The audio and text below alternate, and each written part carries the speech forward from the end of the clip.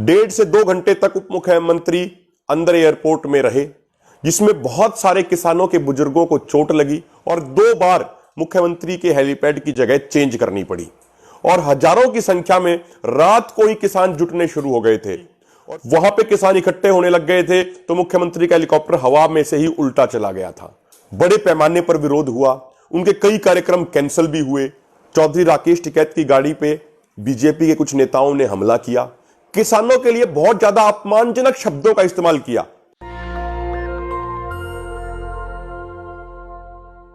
सभी भाइयों को हाथ जोड़ के नमस्कार, सत श्री अकाल, सलाम, जय जवान जय किसान। सबसे पहले जो हमारे कुछ जवान जो शहीद हुए हैं सुकमा में, उन सभी शहीद जवानों को हमारी तरफ से विनम्र श्रद्धांजलि। परमात्मा उनकी आत्मा को शांति दे और उनके परिवार को हिम्मत और ताकत दे। साथियों, आज हम बात करेंगे जो हालिया समय में हरियाणा में कुछ घटनाएं हुई हैं, उन घटनाओं के ऊपर आपके साथ बात करनी बहुत जरूरी है। सबसे पहली घटना तो ये है कि कुछ दिन पहले हिसार में हरियाणा के उप मुख्यमंत्री दुष्यंत चौटाला ने आने का कुछ कार्यक्रम बनाया। लगभग 18 घंटे के शॉर्ट नोटिस पे 18 घंटे पहले उस कार्यक्रम से वहां के नौजवानों, किसानों को, माताओं, बहनों को उस कार्यक्रम की जब जानकारी मिली तो उस पूरे इलाके के लोगों ने यह तय किया कि जो ये भूमि है, ये भूमि क्रांतिकारियों की भूमि रही है। ये भूमि किसान आंदोलन को पहले दिन से पूरे तरीके से सहयोग और समर्थन कर रही है और यदि इस भूमि पे किसान विरोधी राजनेताओं के कदम पड़ेंगे तो ये भूमि कलंकित हो जाएगी। इसलिए उन्होंने ये तय किया कि वो अपनी इस पवित्र भूमि को कलंकित नहीं होने देंगे।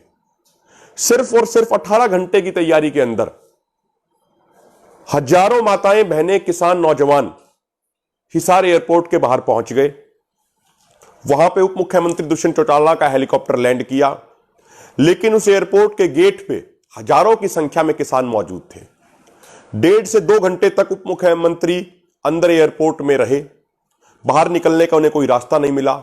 तो उसके बाद कुछ पत्रकारों ने बताया कि एयरपोर्ट की कोई दीवार को कुछ तोड़ के वहां से उनको कच्चे रास्ते से लेकर जाया गया। जब किसानों को यह मालूम चला तो उसके बाद किसान उनकी कोठी के बाहर भी पहुंचे। वहां पे सभी माताओं, बहनों ने, नौजवानों ने, किसानों ने बड़े ही शांतिपूर्वक तरीके से वहां पे उनकी कोठी के सामने उप मुख्यमंत्री का पुतला जलाया। तो उस दिन पूरे तरीके से बड़े पैमाने पर उप मुख्यमंत्री का विरोध किया हिसार की जनता ने, आसपास के किसानों और नौजवानों ने। उसके बाद साथियों, अभी कल हरियाणा के मुख्यमंत्री मनोहर लाल खट्टर ने रोहतक में आने का कार्यक्रम रखा और वो कार्यक्रम था भाजपा के सांसद के पिता की 17वीं के ऊपर। आमतौर पे हरियाणा की यह संस्कृति है कि 13वीं और 17वीं के कार्यक्रम शनिवार को नहीं होते हैं, लेकिन मुख्यमंत्री ने हड़बड़ी में इस कार्यक्रम में वो आए। यहां पे भी किसानों ने उनका जोरदार विरोध किया। यहां पुलिस ने किसानों के ऊपर लाठीचार्ज किया, जिसमें बहुत सारे किसानों के बुजुर्गों को चोट लगी, कुछ के सर फूट गए, कुछ के पैरों में चोट लगी। लेकिन कल के प्रदर्शन में हमारी माताओं, बहनों ने, बुजुर्गों ने, नौजवानों ने खास तौर पे बहुत ही साहसी तरीके से और शांतिपूर्वक तरीके से प्रदर्शन किया और 2 बार मुख्यमंत्री के हेलीपैड की जगह चेंज करनी पड़ी। वो कुछ फोटोज और वीडियोस भी आपने देखे होंगे जिसमें हमारी कुछ माताएं, बहनें भी बसों के ऊपर चढ़ी हुई थी और वो विरोध कर रही थी और किस तरीके से बुजुर्ग बिल्कुल जोश में आके, बिल्कुल निडरता के साथ उस कार्यक्रम का, मुख्यमंत्री कार्यक्रम का विरोध कर रहे थे। आज सुबह सोनीपत के एक गांव में आने का कार्यक्रम था हरियाणा के मुख्यमंत्री मनोहर लाल खट्टर का, लेकिन वहां पे भी कल सुबह से ही किसानों ने बड़े पैमाने पर तैयारी शुरू कर दी थी और आसपास के सभी गांवों ने ऐलान कर दिया था कि वो अपनी इस क्रांतिकारी धरती पे ऐसे किसान विरोधी राजनेताओं के कदम नहीं पड़ने देंगे।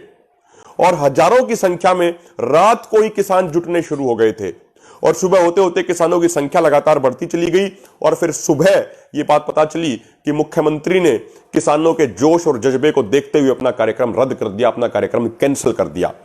मेरे भाइयों, ये किसानों की एक बहुत बड़ी जीत थी। अब देखिए, कुछ दिन पहले करनाल के कैमला गांव में मुख्यमंत्री ने एक पंचायत रखी थी, वहां पे किसान इकट्ठे होने लग गए थे तो मुख्यमंत्री का हेलीकॉप्टर हवा में से ही उल्टा चला गया था। कल वो रोहतक में आए तो वहां पे किसानों ने बड़े पैमाने पे विरोध किया और आज तो एक कदम आगे चल के हमारे किसान भाइयों ने ऐसा माहौल बना दिया कि मुख्यमंत्री ने पहले ही अपना कार्यक्रम रद्द कर दिया, अपना कार्यक्रम कैंसिल कर दिया और उनके अंदर इतनी हिम्मत नहीं हो पाई कि वो इस इलाके में आ सकते। ये किसानों का जोश और जज्बा था।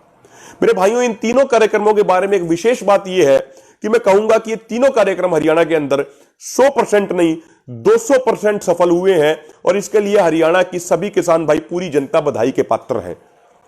वो 200% इसलिए सफल हुए हैं कि भाई जो हरियाणा के मुख्यमंत्री और उप मुख्यमंत्री का विरोध करना था वो विरोध भी हुआ, बड़े पैमाने पर विरोध हुआ, उनके कई कार्यक्रम कैंसिल भी हुए और उससे बड़ी बात, ये तीनों कार्यक्रम बहुत ही शांतिपूर्ण तरीके से और हरियाणा की जनता ने बहुत समझदारी से किए। खासकर नौजवान भाइयों को मैं सलाम करता हूं कि उन्होंने, अक्सर नौजवानों के बारे में कहा जाता है कि नौजवान बहुत ज्यादा जोशीले होते हैं, लेकिन नौजवान भाइयों ने बड़े ही शांतिपूर्ण तरीके से ये विरोध प्रदर्शन किया, अपने कार्यक्रम को भी सफलतापूर्वक किया, अपने मिशन को भी अंजाम दिया और पूरे तरीके से शांतिपूर्ण तरीके से रहे। ये नौजवानों की, पूरे किसानों की एक बड़ी कामयाबी है। पुलिस ने लाठियां चलाई, आंसू गैस के गोले छोड़े, लेकिन जनता की तरफ से किसी भी तरह की कोई हिंसा नहीं हुई। साथियों, अब इसमें एक महत्वपूर्ण बात जो आपको संदेश देना है वो ये है कि आप पिछले 2-3 दिनों की घटनाओं को देखिए। आप 2 दिन पहले राजस्थान के अंदर चौधरी राकेश टिकैत की गाड़ी पे बीजेपी के कुछ नेताओं ने हमला किया, लाठियों से, पत्थरों से, डंडों से उनको चोट पहुंचाने का प्रयास किया गया। उसके बाद आप देखिए, हरियाणा के उप मुख्यमंत्री दुष्यंत चौटाला लोगों को उकसाने के लिए एक कार्यक्रम करते हैं। हरियाणा के मुख्यमंत्री मनोहर लाल खट्टर, ये जानते हुए कि जनता में उनका बहुत ज्यादा विरोध है, किसान उनका बहुत ज्यादा विरोध कर रहे हैं, उसके बावजूद वो बार बार जनता में आने का प्रयास कर रहे हैं, वो जनता को उकसाने का प्रयास कर रहे हैं। आप एक बात और देखिए, अभी कल हरियाणा में ही एक बीजेपी की नेता ने किसानों के लिए बहुत ज्यादा अपमानजनक शब्दों का इस्तेमाल किया। ऐसे अपमानजनक शब्दों का इस्तेमाल किया कि शायद हम और आप तो अपने समाज में उन शब्दों का इस्तेमाल कर भी नहीं सकते, क्योंकि हम सब अपने समाज के संस्कारों को मानने वाले लोग हैं। तो कहीं ना कहीं ऐसा लग रहा है कि बीजेपी नौजवानों को उकसाने और भड़काने का एक प्रयास कर रही है, एक साजिश रच रही है, षड्यंत्र रच रही है बीजेपी नौजवानों को उकसाने के लिए।